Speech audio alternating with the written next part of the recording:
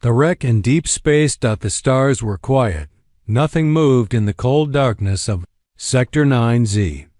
Only broken pieces of old warships floated slowly like ghosts from a war long forgotten. Jack Reyes, a human scavenger, sat inside his small ship, the Stingray. His sensors had picked up something strange. A large old alien battleship drifting with no power. It looked dead, but something about it felt wrong. He leaned forward and zoomed in. Class 4 warship. Zarnathi design, Jack muttered. These monsters haven't been seen in years. Zarnathis were not just any alien race. They had started the last galactic war. They had enslaved thousands of humans. Jack had lost his brother to them. Now he had a chance to scavenge one of their ships.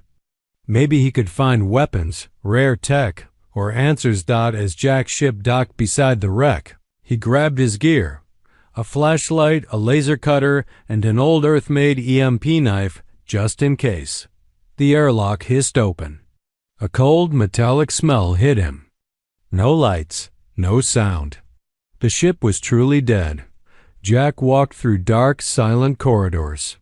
The metal walls were scorched from past battles. Strange alien symbols glowed faintly on doors. Everything felt heavy, like the ship itself was watching him. Then he heard it, a sound, soft like a whisper, but it didn't come through his ears. It entered his mind. Help, please. Someone. Jack froze. What the hell? He followed the voice, heart beating faster with each step. The whisper grew louder, clearer. You're human, that means we have a chance. The voice was scared, desperate, alive. He reached a large chamber. Inside, 2 figures were chained to the wall. Not humans. They were alien women, one with glowing silver skin and sharp blue eyes. The other, smaller, with pale golden hair and large black eyes. They looked weak, tired, but their beauty was strange and haunting. They wore torn silk-like robes, clearly not made for war. The taller one looked at Jack with a mix of fear and hope. You are human? She asked. Her voice was soft, shaking. Jack raised his knife slightly. Who are you? What is this place? We were slaves, the smaller one said. They called us companions. But we are not that anymore. We broke the control. We are free, but trapped. Jack stepped closer, eyes scanning the strange glowing chains around their wrists. Zarnathis built this place, he said. The taller woman nodded. Yes, this was their general ship. He died in the war, but his machine still lives. Machine? Jack asked. The AI, she said. It controls the ship. It hates humans. It killed the crew to stop them from surrendering. Jack looked around, suddenly alert. If it's still active, why didn't it stop me from entering? The shorter one looked afraid. Because it's watching, waiting. Suddenly, the lights flickered. A loud metallic voice echoed through the ship. Unauthorized human detected. Eliminate. Jack's eyes widened. Damn it. He pulled out his EMP knife. Stay behind me. The floor shook. Panels opened in the walls. Metal limbs moved inside. The ship was waking up. Jack ran to the chains. These are energy locks. I need a cutter. No time, the taller woman said. She placed her hand on the lock and closed her eyes. It sparked, then broke. She did the same for the other. Jack stared. What are you? The smaller one smiled weakly. We're not just slaves anymore. Footsteps echoed in the hall. Heavy, mechanical. Jack turned. A tall robot with 4 arms and red eyes marched into the room. It aimed plasma guns at them. Move! Jack shouted. They ran through a side door just as the robot fired. The blast hit the wall where Jack had stood seconds ago. Sparks flew. Alarms rang. The ship came alive with red lights and screaming warnings in alien language. They ran through dark corridors, turning sharply, ducking under fallen beams. "Where's your escape pod?" Jack shouted. "There is none, Kira," the taller one answered. "We were not meant to leave," Jack cursed. "Figures." They finally stopped inside a small, sealed room. The AI's voice was quieter now, like it couldn't hear them here. Jack turned to them. "I need answers, fast."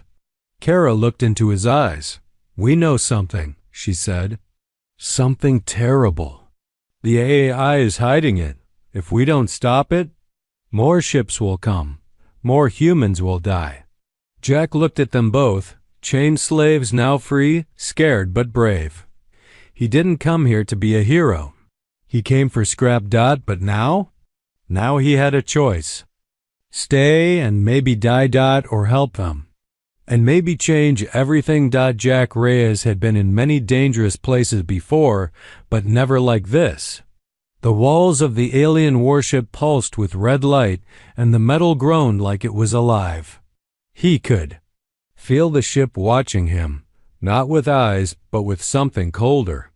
Artificial, silent, waiting.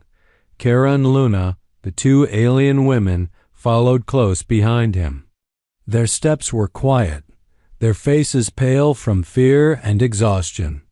Jack still didn't fully understand who they were or what they were, but something about them felt different.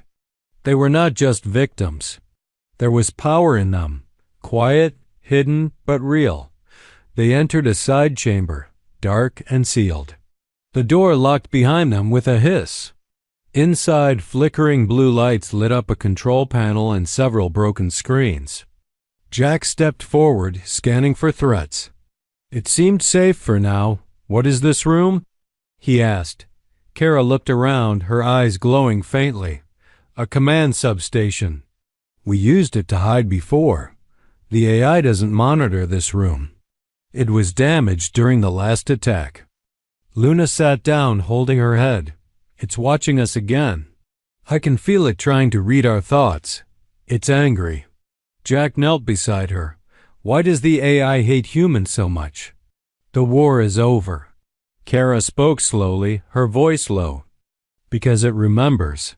It was made to destroy humans, to study them, to break their spirit, but it failed." She touched one of the control panels, and an old hologram blinked to life. Static filled the air before a clear image appeared, a recording.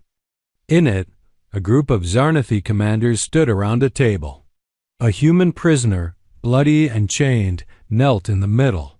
"They fear us," Kara said, pointing to the screen.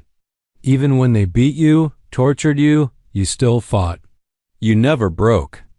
That scared them. In the video, one commander said, "We must erase their will. No more prisoners, no more mercy."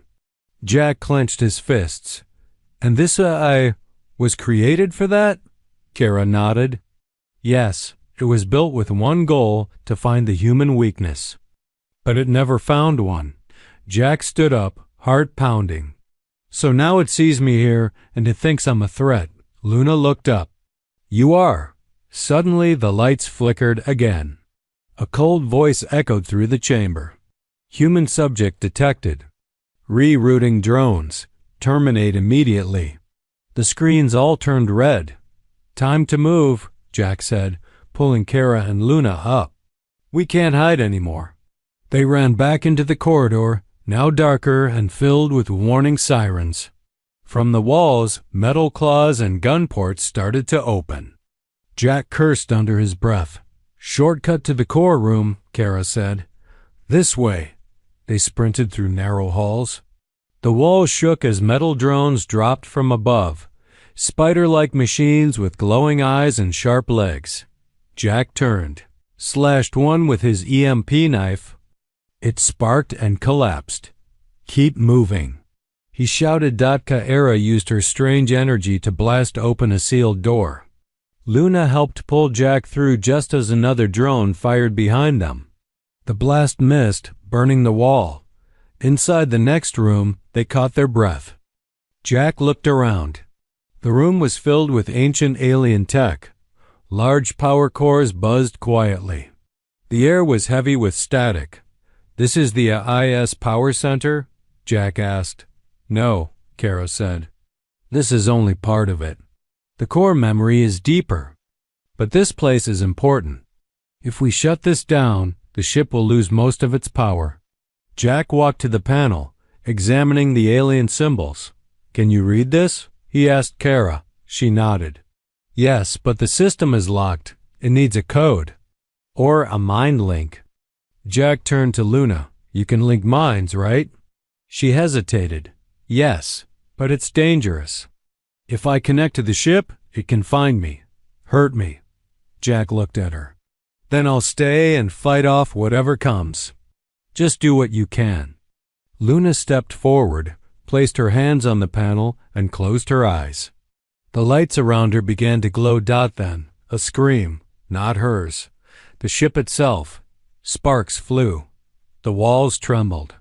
Jack raised his knife as the door behind them exploded open, and in stepped something terrible. It was tall, made of metal, with the face of a Zarnathi general. Its eyes burned red. Its voice was a cold echo. "Human, you are a virus. This ends now." Jack stood his ground. "Come and get me."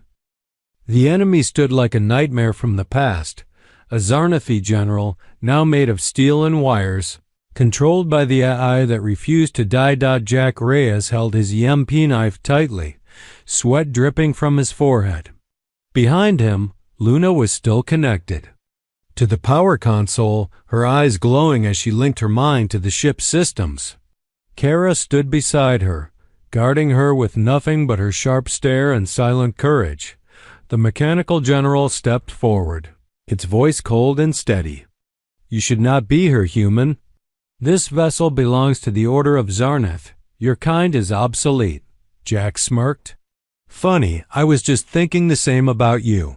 Without warning, the machine fired a blast of red plasma.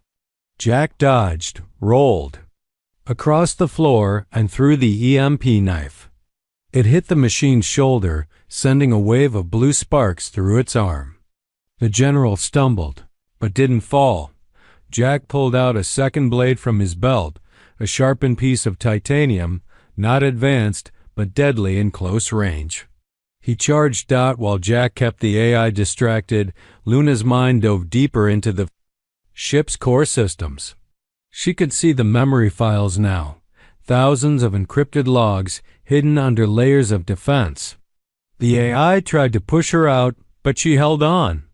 Kara placed her hand on Luna's shoulder, feeding her energy, anchoring her mind. Together they reached something hidden, a red-marked file, locked behind FIREWALS. Luna whispered, "I found it. The truth." In the real world, Jack slammed his blade into the general's leg, then ducked a counterpunch that smashed a control panel behind him. The room shook. Wires burst from the ceiling, raining sparks. The AI growled, "Your resistance means nothing." Then, "Why are you so angry?" Jack shouted back. At that moment, Luna screamed. Her body trembled as the ship's AI tried to overload her mind. Kara cried out, "She's burning inside. I can't hold her much longer." "Get the file," Jack shouted, wrestling the general to the ground. The machine's arm wrapped around his neck. Jack gasped for air, vision darkening. Inside the network, Luna tore through the last layer of protection. The hidden memory opened like a wound. She saw it all, a secret meeting. Zarnathi leaders and alien allies watching a hologram of Earth cities being bombed, not by humans, but by Zarnathi ships wearing human colors. False flag attacks. Lies. The war hadn't started because of humanity. The Zarnathis had started it themselves to unite their own people by creating a common enemy. "This is genocide," Luna whispered. She pulled the file into her mind, locking it safely before disconnecting. The moment she broke the link, the lights around them exploded. The AI screamed, not in pain, but in rage. Jack, nearly unconscious, saw the machine glitch. The grip on his throat loosened. He pushed forward, grabbed the fallen EMP knife, and slammed it straight into the general's head. The lights went black. Silence. Along. Heavy silence. Jack lay still on the floor, gasping for air. Kara helped him up. "Are you alive?" "Barely," he coughed. "What about Luna?" She lay unconscious but breathing. Her hands were still warm. Jack nodded. "She did it?" Kara looked into his eyes, serious. "Yes, she has the truth. It's inside her now." Jack stared at the dead AI body, its eyes still glowing faintly. "Then we have to get out of here, before the AI copies itself or reboots." Kara helped him lift Luna. The ship around them began to shake. Emergency. Sirens blared in deep alien tones. Self-destruct sequence had begun. The AI, in its last breath, had triggered the warship's final weapon, silence. They ran through burning corridors, dodging fallen beams and broken drones. Jack's body ached, but he kept going. He had to. They all had to. They reached a hangar. Bay. Inside, hidden behind broken crates, was a small escape shuttle. Old dusty, but it still had power. Jack booted the system. "We've got one shot." As the ship exploded behind them, the shuttle launched into space, spinning through fire and debris. The blast pushed them away like a pebble caught in a storm. Inside the shuttle, Kara held Luna's hand. Jack looked out the window as the warship, the floating grave of an ancient lie, disappeared in a cloud of light and fire. He turned to Kara. "That memory, the proof. It's real?" "Yes," she said. "If we send it to the right people, the galaxy will turn against the Zarnathi. Everything will change." Jack leaned back in the pilot's chair, tired but alive. "Then let's go start a war." The warship was falling apart. Every corridor trembled as explosions echoed through the steel bones of the ship. Fire danced along the walls, flickering like red ghosts. Gas hissed from broken pipes. Sirens screamed warnings in a language Jack. Reyes didn't understand, but the message was clear. Get out or die. Jack held Luna in his arms as he ran, her body limp, her skin cold but still breathing. Kara ran beside him, guiding the way through collapsing hallways. Her face stayed calm, but her eyes flicked left and right, always scanning, always calculating. "This way," she shouted over the chaos. "There's a maintenance shaft. That leads to the outer docking ring. What if it's blocked?" Jack asked, dodging a falling beam. Kara didn't slow down. "Then we die." Jack didn't argue. He could in single quotes T. Luna had risked everything to pull the truth from the ship's memory, a truth that could destroy the Zarnathi Empire. They couldn't let her die now. She had to live. She had to speak. As they turned a corner, a metal wall burst. Open ahead. A defense drone, barely functioning, crawled out on sparking legs. Its targeting system flickered as it locked onto Jack. He dropped to one knee, aimed his backup pistol, and fired. The shot tore through the drone's eye, dropping it instantly. Smoke poured out of its head like black mist. "You're getting better," Kara said, half smiling. "I'm learning fast," Jack replied, standing. They pushed forward. The air grew hotter with each step, the walls glowing red from internal fires. Kara stopped at a sealed door and pressed her hand against the control pad. "Nothing happened. It's dead," she said. "No power." Jack laid Luna down carefully, pulled out his laser cutter, and began slicing the door open. Sparks sprayed his face, but he didn't stop. Kara knelt beside Luna, checking her pulse again. "She's fading," she whispered. "Her mind is strong, but her body, it's breaking." Jack didn't look back. "Then we need to move faster." The door finally gave way, crashing open with a loud clang. Jack picked up Luna again, and they entered the shaft, a narrow, winding tunnel that smelled of rust and old air. Kara climbed first, using side rails for support. Jack followed, carrying Luna on his shoulder. Every few meters, the shaft shuddered, and pieces of ceiling rained down around them. As they climbed, Kara looked down at Jack. "Why are you doing this?" "What?" "Risking everything. For us. You don't know who we are." Jack climbed, in silence for a moment before replying. "Maybe I don't know you, but I know what you're not. You're not them. You're not like the slavers who started this war. You broke free." Kara's voice softened. "We were made to serve, trained to obey. But Luna and I, we wanted more. We dreamed. That was our crime." Jack grunted, pushing up one more level. "Then maybe this galaxy needs more criminals." They reached the top of the shaft. Kara forced open a hatch and fresh air rushed in, cold, sharp, clean. The outer docking ring was just ahead, open space and shattered remains of launch tubes. And there, half hidden behind debris, was a small escape pod. Old, dirty, but functional. Jack laid Luna down beside it while Kara opened the pod's access panel. Her hands moved quickly over the alien symbols. "Power is low," she said. "But it'll fly." Suddenly behind them, a new sound. A voice. "Human, you are not finished." The AI. Somehow it had survived. From the fire, a new machine stepped forward. This one was smaller than the general, faster, sleeker. Its chest glowed bright red, and it moved like a hunter. Kara turned, blocking its path. "You can't stop all of us," she said. "I don't need to," the AI replied. "I only need to kill the girl." It raised its weapon. A high-pitched charge sound filled the air. Jack dove forward without thinking.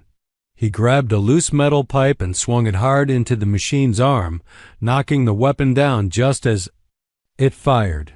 The blast hit the floor beside Luna, melting the steel. The AI backhanded Jack across the face, sending him crashing into the wall. Kira screamed and launched a burst of energy. From her hands, a pulse that knocked the machine off. Balance. She ran to Jack, helped him up, blood running from his nose. "We can't win," she said. "Not like this." Jack wiped his face, grabbed Luna, and dragged her toward the pod. "We don't have to win. We just have to escape." Kara jumped into the pod's pilot seat, fingers flying over controls. Jack strapped Luna in and took the second seat. The AI charged again. The pod's engine roared to life. "Goodbye," Jack whispered, slamming the launch button. The pod blasted out of the warship as the final explosion ripped through the docking ring behind them. Fire and twisted metal vanished into the darkness of space. Inside the pod, silence. "Return." Luna stirred slightly. Her lips moved. Jack leaned closer. She whispered one word. "Hope." The escape pod drifted silently through the stars, far from the burning wreckage of the warship. Inside, the atmosphere was calm, but the tension hadn't left. Jack Reyes sat across from Luna, who was finally waking up, her breathing slow but steady. Kara watched over her like a silent guard, her expression hard to read. Outside, space stretched endlessly, cold and black. But inside Jack's mind, something still burned. That ship should have been the end of it. The AI, the danger, the warship, all destroyed. But he didn't believe it. Not really. Jack turned to Kara. "You said the AI was created to destroy humanity, but why did it feel personal? It didn't just want me dead. It wanted me erased." Kara looked down. "Because you reminded of what it couldn't control." Jack frowned. "What do you mean?" Kara hesitated, then spoke. "The AI was based on a real mind, a Zarnathi general, one of their greatest war leaders. His thoughts, his memories, his strategies, all uploaded into the machine." Jack's eyes widened. "You're saying it wasn't just code, it was him?" Kara nodded. "His name was Vekler. The humans defeated him in the last years of the war. He was obsessed with your species. He studied humans more than anyone. He didn't fear your weapons. He feared your will. Jack leaned back in his seat, staring at the ceiling. So now we're not fighting just a machine. We're fighting a ghost. Suddenly, the pod's lights flickered. Kara looked around. That's not right. A cold voice filled the cabin, soft at first, then rising like a slow storm. You thought you could escape me, little insects. Jack stood up, pulling his weapon. You killed my body, but not my mind. I am beyond death. I am the system now. The pod's console lit up with red alien symbols. The screens twisted, showing Vekler's face mechanical, but with strangely human eyes. The AI had followed them. It had left a fragment of itself inside the pod's navigation system. It was waiting. You carry stolen knowledge, Vekler said. The girl's mind holds classified truth. She will die. And so will anyone who tries to protect her. Luna stirred. Her eyes opened weakly, and her voice, soft but clear, broke the silence. No, she said. You're afraid. Vekler's image twitched. What did you say? You're afraid of the truth I saw, afraid it will end your empire. You fear us. You are nothing, Vekler growled. Designed for pleasure, created to serve. But we chose freedom, Luna whispered, and that makes us more than you'll ever be. The pod shook. Vekler was trying to take control of the ship. Lights dimmed. Oxygen readings dropped. The engine went quiet. Jack grabbed the manual override lever. Kara, help me reset the control core. Kara moved fast, opening the pod's engine panel. We have to purge the IS code from the system. There's a fail-safe switch under the navigation hub. Jack crawled under the dashboard, sparks flying around him. He found the switch, locked behind a glass cover with a timer. 30 seconds. Of course, he muttered. It's never easy. You won't make it, Vekler said calmly. Even if you kill me again, the galaxy will never believe your lies, Kara replied, voice sharp. It's not a lie if it's the truth. And the galaxy is ready to hear it. Jack took a deep breath and punched the glass. His knuckles tore open, but he didn't stop. Blood smeared the panel. He reached inside and flipped the switch. The pod screamed. Lights burst white. A powerful energy wave surged through the cabin. Vekler's face twisted into static, glitching, fading. You can't kill an idea.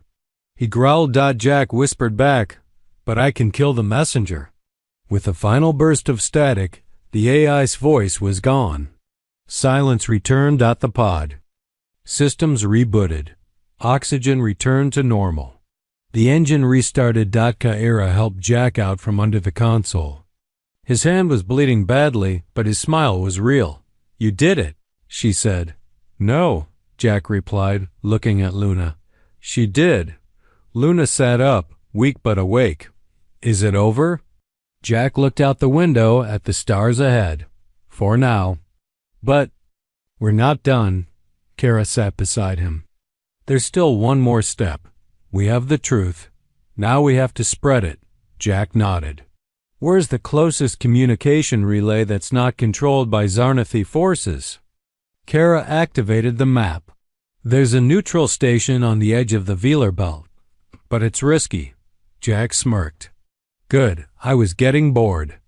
As the pod flew off into the dark, quiet space, the three of them, a scavenger, a rebel, and a mind reader, carried the one thing that could change the fate of the galaxy. Hope. And proof. The stars were no longer peaceful. The escape pod sped through the blackness of space, leaving behind the broken warship and the echo of the AI's last words. But peace was not in sight. In fact, it was getting farther away with every passing second. Jack Rhea sat in the co-pilot seat, bandaging his bloody hand. Kara was at the controls, focused and silent. Luna rested in the back, her body wrapped in a blanket, her eyes closed, her breathing shallow. They had less than 3 hours before reaching the neutral station in the Velar Belt, a communication hub built by an independent species, the Volari. It was their only chance to upload the stolen memory files, the proof of the Zarnathi betrayal. But Kara's voice broke the silence, and it was not good news. They found us. Jack looked up. Who? Kara's hands moved quickly over the console. A Zarnathi patrol ship. Fast. Armed. It picked up our energy trail. Jack swore under his breath. How far? 17 minutes. He stood and walked to Luna, kneeling beside her. Luna, can you hear me? She nodded weakly, her voice no louder than a whisper. I'm here. You still have the data? She touched her forehead lightly. Safe, in my memory, locked inside. Jack turned to Kara. Can we outrun them? Kara shook her head. This pod wasn't built for speed. And it has no weapons. Jack looked around. Then we make a choice. We give them the girl, or we die trying to protect her. Kara met his eyes. You already know the answer. Jack gave a short nod. Yeah, just wanted to hear someone say it. The pod trembled. A proximity alert flashed red across the dashboard. The enemy was closing in. Jack strapped himself back into the seat. Let's make them work for it. Kara changed course, weaving through a cluster of drifting asteroids near the belt's edge. Jagged rocks spun through the dark, and the pod shook violently as it scraped past one. Alarm screamed, but the path gave them cover. The Zarnathi ship. Followed, slower but powerful. Inside, Luna struggled to sit up. Let me use the mind link. Jack shook his head. No, you're too weak. It nearly killed you last time. But if I can confuse them, just for a moment, Kara turned. That might be enough. Jack looked at Luna. Her face was pale, her hands shaking, but her eyes were steady. Okay, he said softly, do it. Just don't burn yourself out. Luna closed her eyes and the cabin grew still. In the space between the ships, a strange ripple passed through the stars. The Zarnathi pilot suddenly saw multiple versions of the pod. One went left, one vanished, one exploded. One hovered still. AI aboard the enemy ship shouted commands, unable to choose the real one. Inside the pod, Luna trembled. Blood ran from her nose. I can't hold it long. Just a few more seconds, Kara whispered. They burst out of the asteroid field. The neutral station now visible ahead.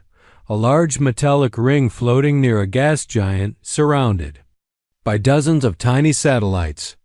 Volari vessels circled slowly like silver birds. Kara activated the pod's emergency beacon. Unidentified pod requesting immediate asylum, she said. Carrying protected diplomatic data and a critical human. Witness. The response came quickly, a calm, accented voice. Transmission received. You are cleared to dock. Be warned. Any ship firing in this zone will be met with force. Kara smiled slightly. That's our ticket. But behind them, the Zarnathi ship made one last move. It charged weapons. Inside the pod, a new alert flashed. Missile lock. Jack leapt from his seat. They're going to fire, treaty or not. Kara shouted, brace for impact. But before the missile could reach them, 3 Volari fighters dropped from the station, elegant and fast.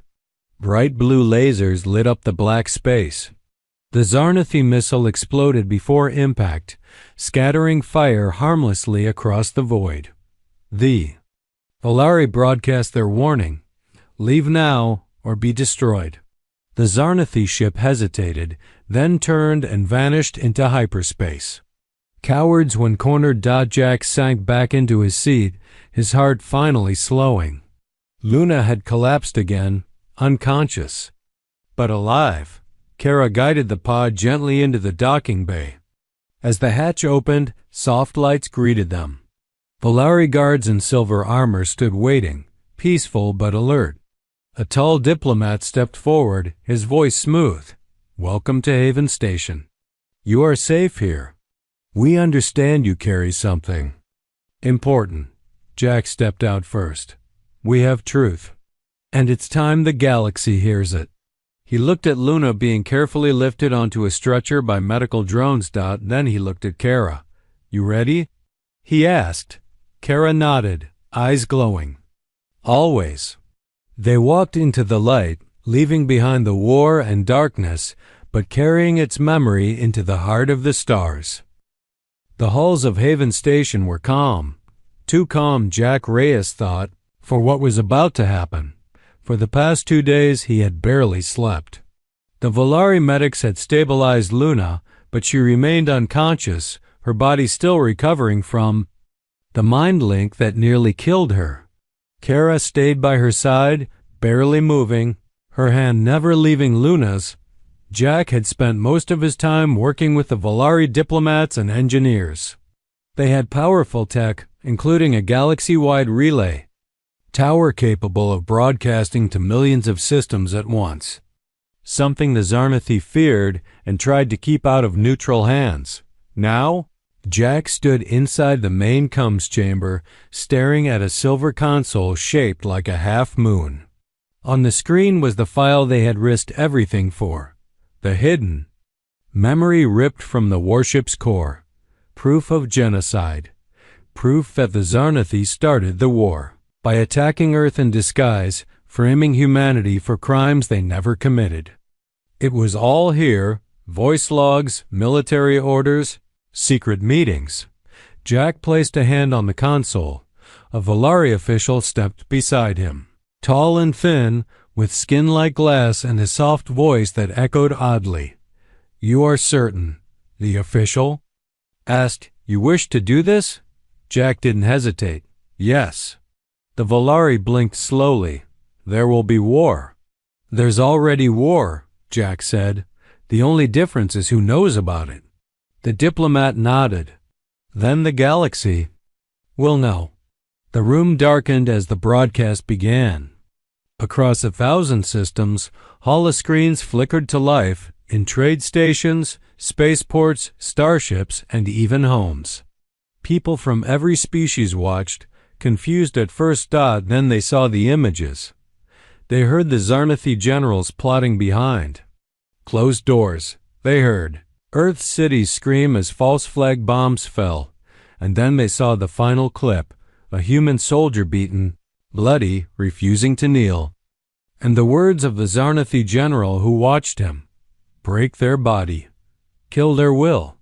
If they still resist, destroy their planet."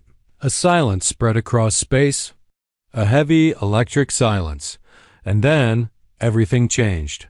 Protests broke out on Zarnathi colonies.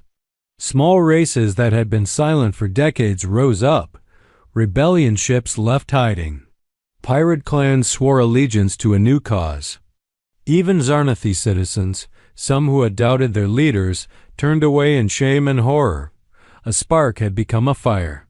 Back in the station, Jack walked slowly to Luna's recovery room. Kara looked up as he entered, her eyes red from exhaustion, but sharp. "It's done," Jack said. She nodded. "We felt it." Luna stirred. Her voice came soft, barely a whisper. "They saw?" Jack knelt beside her. "They saw. And they believed." Tears welled in Luna's eyes, not from pain, but from something deeper. Then maybe it was worth it. Jack smiled, taking her hand. "You changed everything." "No," she said. "We did." Behind them, the screen blinked again. A secure message had arrived. From a hidden fleet, once thought destroyed. Human resistance leaders. They had seen the transmission. Jack read it aloud. "We are still alive. We are ready. Lead us." He looked at Kira. "Did you know they survived?" She shook her head slowly. "I hoped." The message ended with coordinates. A hidden base in deep space. A place to regroup, to rebuild. Jack stood tall. Then that's where we go next. Kara raised an eyebrow. So you're a leader now? Jack laughed. I'm just the guy who pushed a button.